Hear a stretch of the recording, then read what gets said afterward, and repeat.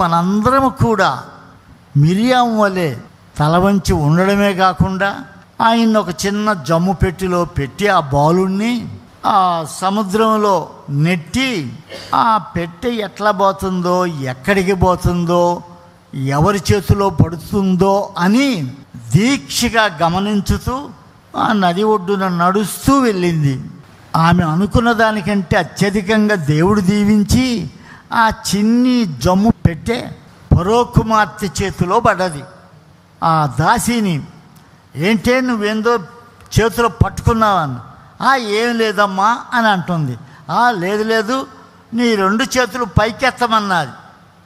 అంటే ఏదన్నా పట్టుకొని ఉంటే చేతులు పైకెత్తితే కింద పడుతుంది కదా. ఆవిడ నవ్వి, ఈ పెట్టె దొరికిందమ్మా, తీసుకొని రమ్మంటుంది. ఆ పెట్టెలో ఖచ్చితంగా రత్న వైడూర్యాలు ఉంటాయేమో అనుకున్నది. కానీ వాస్తవానికి రత్నాల కంటే వైడూర్యాల కంటే అతి ప్రశస్తమైన ఆశీర్వాదం ఆ పెట్టెలో ఉంది.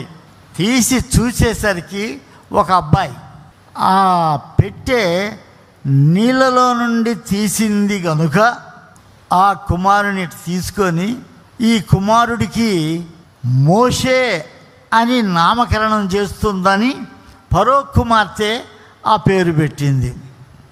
ఎంత గొప్ప కార్యం! దేవుడు ఆ కుమారుని దీవించాడు, ఆశీర్వదించాడు, వర్ధిల్ల చేశాడు. మోషే ఆ ఐగుప్తు సామ్రాజ్యానికి యువరాజుగా గుర్తించబడ్డాడు. దేవునికి స్తోత్రములు.